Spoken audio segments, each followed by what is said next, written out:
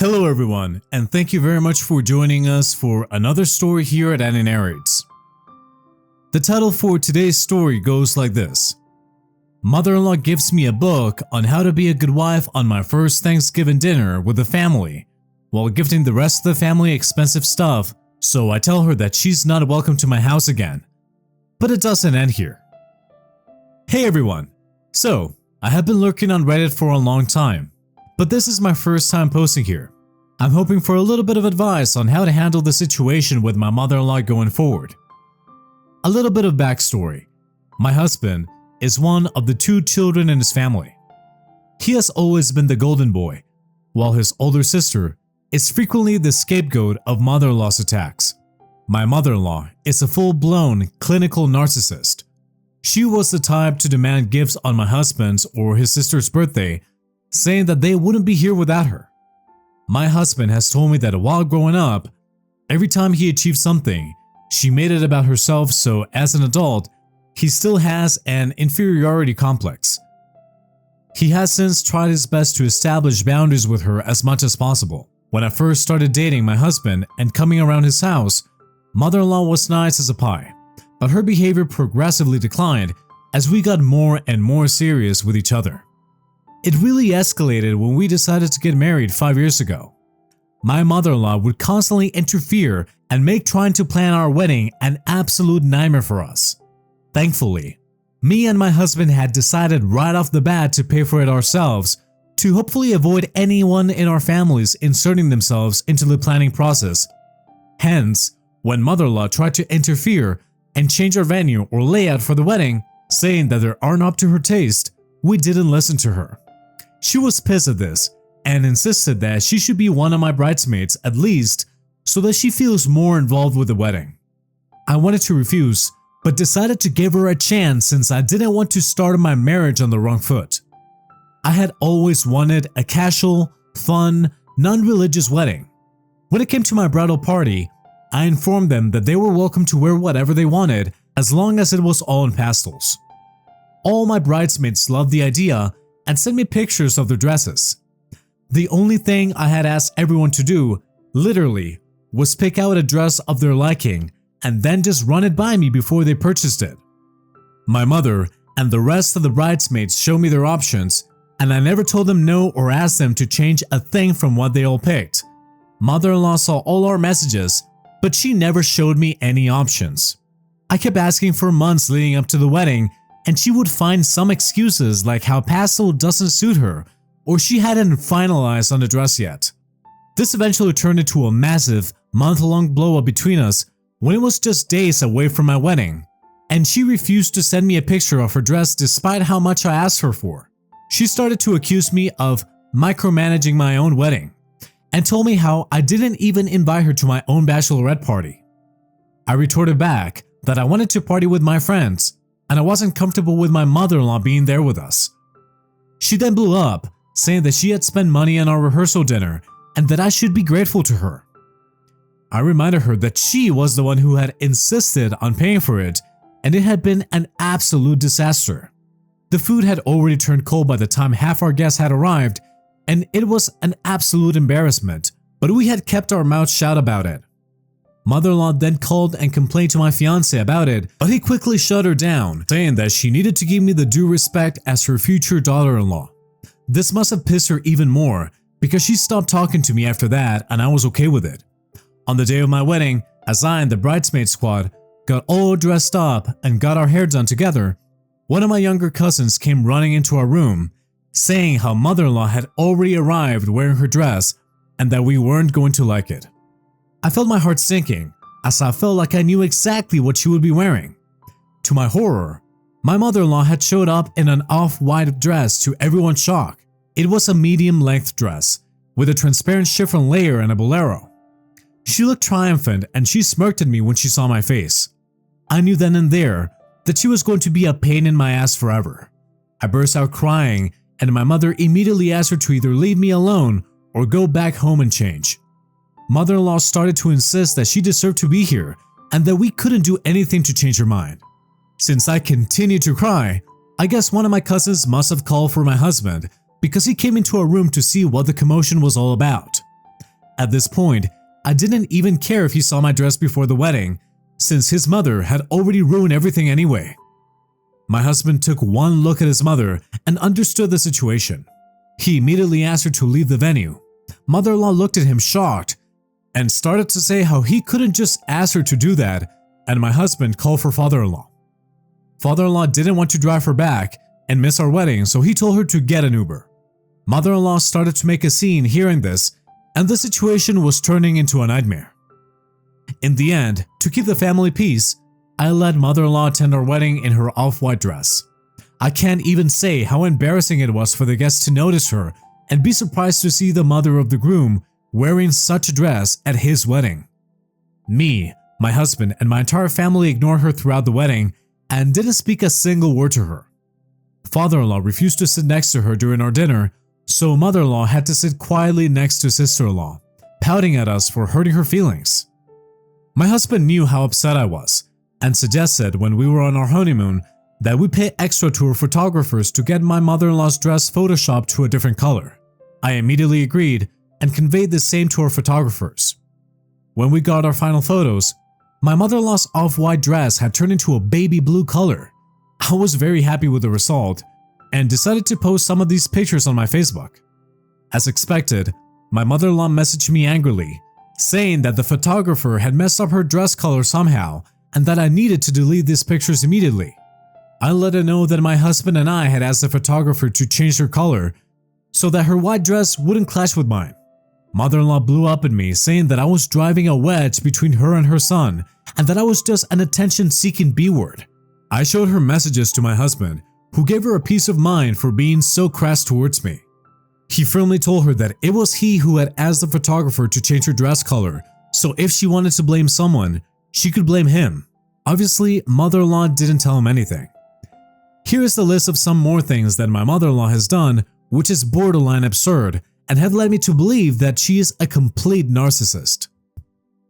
She will go on an obsessive rant talking non-stop about herself, her college days, how she was this hot cheerleader and every guy wanted her, how good she looks, and how dumb and stupid other people are, including her friends and family. She once even called a baby hideous just because she didn't like the baby's nose. I have never seen her actually engage in conversation with anyone. She won't even ask my husband, father-in-law, and sister-in-law if they're having a bad day when they clearly look upset, and if anyone shares anything, my mother-in-law will immediately tell them that they need to toughen up and get over their feelings. You will never hear her compliment anyone or ask anyone a question about themselves. She will continue talking about herself, oblivious of whether or not the other person wants to listen to her. She will text my husband multiple times, and if he doesn't reply, she will call to ask me if I have his phone, which is absolutely ridiculous and pisses me off. She shows disgust for anyone who has a different personality than hers and will try to put them down. For example, my sister-in-law is quite academic, and mother-in-law constantly tells her how she wished she had a cheerleader for a daughter instead of a nerd. She will make rude, unnecessary comments about family, friends, and coworkers behind their backs, talking about their appearance and behaviors, yet she embodies all those negative things herself. There was one time when she saw me and my husband fighting about something quite harmless actually. She immediately jumped in to defend my husband without even understanding the context. Seeing her reaction, my husband asked her not to interfere between us, but for the rest of the day, she kept throwing nasty glances at me, and I even overheard telling my father-in-law that I was trying to manipulate her son. She expects us to visit her every holiday, and if we don't, she tells everyone that I am keeping her son away from her and tries to guilt-trip my husband. She hates my mother, always comparing herself with my mother, even going as far as saying, "Your mom doesn't care about you as much as I care about my son," or something along those lines, which is of course not true. My mother just happens to have a job and a husband, but we still make time on the weekends to see each other. This year was my first Thanksgiving dinner with my husband's family, because in the previous year we spent it either at home due to COVID or spent it with my family who live nearby. I didn't want to travel and see mother-in-law, but father-in-law hasn't been doing great lately, so we decided to book our tickets. Mother-in-law was over the moon when she found out that my husband was coming to see her. Upon our arrival, my mother-in-law's joy at seeing my husband was palpable. However, she didn't even acknowledge me and pretended to ignore me, which was a usual behavior of hers. As my husband and I settled in, she launched into a conversation with him. My husband told her how this year he had been working out and had lost significant weight, which he was very proud of. Mother-in-law didn't like this and asked him to be honest with her and that she didn't believe that he was losing weight due to exercise. My husband insisted that he had been genuinely working out, which was true, but mother-in-law persisted in scrutinizing him. She repeatedly questioned if he was stressed from work, expressing concern about his well-being. My husband, always composed and reassured, clarified multiple times that he wasn't stressed at all. However, his assurances fell on deaf ears as my mother-in-law continued to press the issue, saying how he looked much better when he used to take care of him and feed him. I sat there awkwardly, watching her fawn over him while he tried to assure her that he was completely fine and happy. After the rest of the guests had arrived, we finally gathered around the Thanksgiving dinner table, adorned with an array of dishes prepared by my mother-in-law. The aroma of traditional holiday fare filled the air, and my initial discomfort began to wane as I hoped for a more pleasant dining experience with the other guests. However, my optimism was short-lived when I noticed that the spread primarily consisted of non-vegetarian dishes. I am vegetarian, but my husband and the rest of his family are not. Everyone knew this, including my mother-in-law. My husband had even reminded her twice before we came over, yet she had clearly chosen to ignore it. My husband noticed me eating sides and immediately asked his mother where other vegetarian dishes were. My mother-in-law informed him that this is all that she had prepared for everyone. I whispered to my husband to let it go and assured him that I could later order food if I was hungry. I guess my mother-in-law heard this because she looked me straight in the eye and told me that I should get over my childish habits of being a vegetarian and have some meat. She continued saying that I was being rude for not eating her meals, which she had spent so many hours cooking. I was at a loss of words hearing this, as I had in no way tried to disrespect her in any way. Fortunately, my sister-in-law came to my rescue, mentioning that she had brought some whipped potatoes from home. Grateful for the lifeline, I nodded in appreciation. Unfazed, my mother-in-law scoffed, insisting that she had worked tirelessly to prepare the meals before us and that I should eat her meals. Undeterred by her comments, we politely chose to ignore her and focus on our meals. Amidst this uncomfortable situation, my husband, sensing my discomfort, subtly squeezed my hand beneath the table, silently checking on my well-being. This was his signal that he was there for me. As the tension stormed down, we eventually moved on to the next chapter of the evening, the gift-giving part. The atmosphere lightened up a bit, and everyone began exchanging presents. It quickly became apparent that people had gone all out, bringing thoughtful and expensive gifts for each other. I couldn't help but feel a twinge of anticipation as I received my gifts. Everyone's gifts were well thought out, but then my mother-in-law handed me a neatly wrapped package. With a polite smile, I unwrapped it to find a book inside. My initial excitement dwindled a bit when I saw the title, How to Be a Good Wife. I must admit, I was taken aback. As I flipped through the pages, my eyes caught phrases like keeping a tidy home and cooking with love. I exchanged a glass with my husband, who was just as shocked as me. In an attempt to keep things light, I awkwardly thanked her with a smile, trying to downplay what had just happened in front of everyone, but my husband decided to speak up. "What's this supposed to mean?" he blurted out, his tone sharper than the pleasant facade that we'd been maintaining. Mother-in-law attempted to play it down, insisting that it was just a light-hearted gift for me. However, my husband argued that it was highly inappropriate to give something like this to me when I was a wonderful wife, and that I didn't need an outdated book like this. My mother-in-law tried to justify it by saying that she didn't know much about me, hence she thought this book would be useful in my life, since she just wanted the best for my husband. My husband retorted back that if she had no idea about what gifts to buy for me, all she had to do was pick up the phone and call him, and he would have helped her pick out a more appropriate and thoughtful gift. My father-in-law and sister-in-law looked really surprised and shocked as well with the whole thing. Their faces showed that they clearly didn't agree with mother-in-law at all. Even when they tried to step in and calm things down, my mother-in-law wouldn't listen and continued to make the situation more awkward. It was clear that everyone thought the gift was inappropriate and in bad taste. My mother-in-law continued trying to justify the gift and started saying loudly that clearly I wasn't a good wife since I was neither taking care of my husband nor keeping the house tidy enough. My brows furrowed in confusion, hearing her untrue accusations. She claimed that if I had been a good wife, then I would have quit my job long back and focused on providing for my husband 24/7, instead of letting him starve. Her words cut through the air, and I couldn't believe the extent of her manipulations. To add fuel to the fire, she revealed that she had purposely decided not to cook any vegetarian meals for me, hoping to give me a taste of what she perceived as neglect towards my husband. Appalled by her false allegations, I opened my mouth to respond, but before I could utter a word, my husband erupted beside me. He vehemently defended me and my job, saying that he loved being married to an independent woman like me. He passionately asserted that my mother-in-law's views were outdated and unfair, emphasizing that our partnership was built on mutual support and understanding. He firmly told her that I took a lot of care in preparing the meals for him, and that if she had a problem with it, then she should keep it to herself. I was grateful that my husband supported me, but I was also growing increasingly fed up with my mother-in-law's judgments and her insistence that she had done anything wrong here. I knew I couldn't let her treat me like this forever, so I decided to finally lay bare the countless instances where she had disrespected me and the years of frustration that had built up within me. I recounted to her the entire fiasco that had unfolded during our wedding, as well as the various incidents where her toxic nature had reared its head, leaving me hurt and unheard.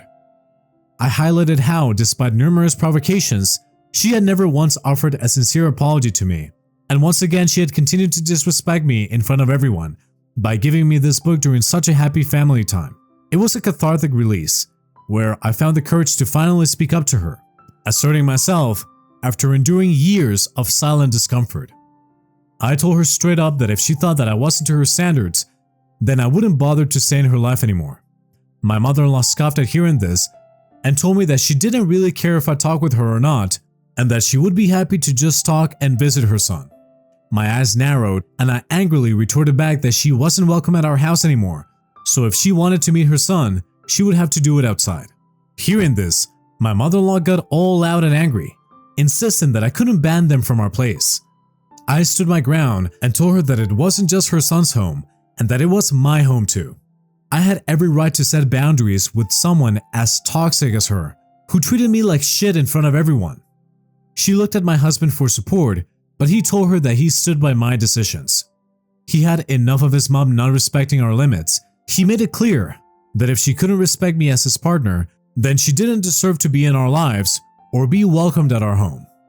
Mother-in-law erupted in anger and started telling everyone how I had spoiled her life and that I had successfully manipulated her son.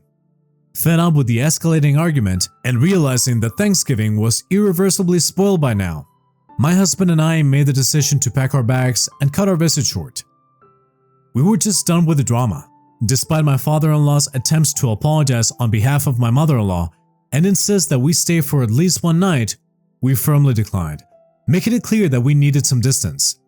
We assured him that we'd book him a flight to visit us when things had settled down. My sister-in-law, although sad to see us leave, understood the frustration and disappointment we felt. Since this incident, I have been bombarded with messages from mother-in-law where she insists that I spoiled Thanksgiving dinner for everyone, so I should apologize to her immediately. Am I the a-hole for finally taking a stand against my mother-in-law after she gave me such an inappropriate gift? Thank you everyone for your comments and suggestions. I am glad to see so many of you agree with what I did. At this point, I am just done with my mother-in-law and would very much like it if my husband could go in no contact with her forever. I know nothing productive or healthy is ever going to come from our relationship with her. She will continue to demean me and disrespect our relationship because of who she is. She has apparently been texting my husband as well, saying how he made the worst mistake of his life by marrying me and how she hates having me as her daughter-in-law. We know she will never apologize nor take responsibility for her actions. Hence, we decided to block her after we came back home, so as to stop her from incessantly calling and texting us. She then sent me an email saying that she wished to move forward from this incident, and all I had to do was send her an apology for the sake of this family. Her entitlement is very astounding and amusing to me. It has been 2 weeks since my last update. Last week, I had a talk with my sister-in-law, who reached out to me on a call. She expressed her admiration for how I stood up to her mother.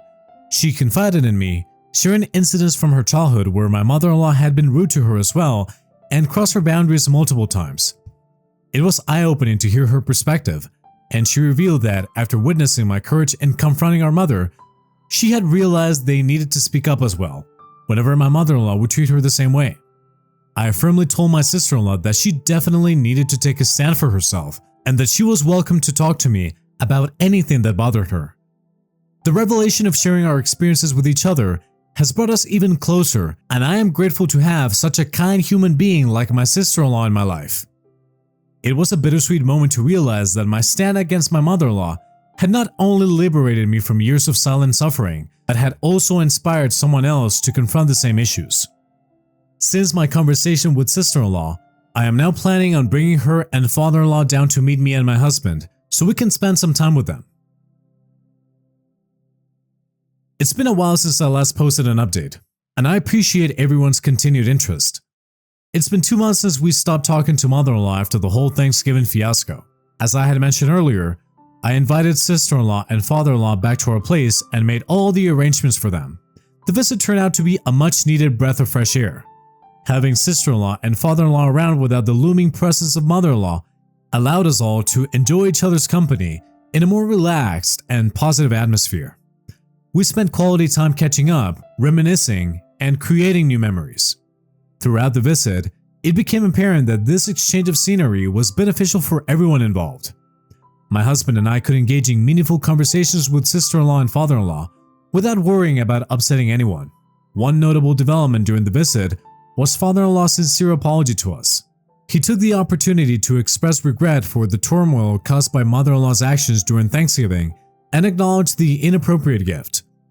In response to father-in-law's sincere apology, I expressed my appreciation for his openness and willingness to address the issues and reassured him that we were okay now. He also told us that he understood exactly why we had decided to cut off all contact with my mother-in-law. The trip was overall quite a positive experience for everyone, and going forward, we will be inviting my sister-in-law and father-in-law only. Looking ahead, my husband and I continue to stand united, maintaining the distance necessary from mother-in-law for our own well-being. Alright, that was it for today's story. Thank you very much for listening. Smash that like button for me and subscribe for more stories. Thanks again. We will be seeing you in the next one.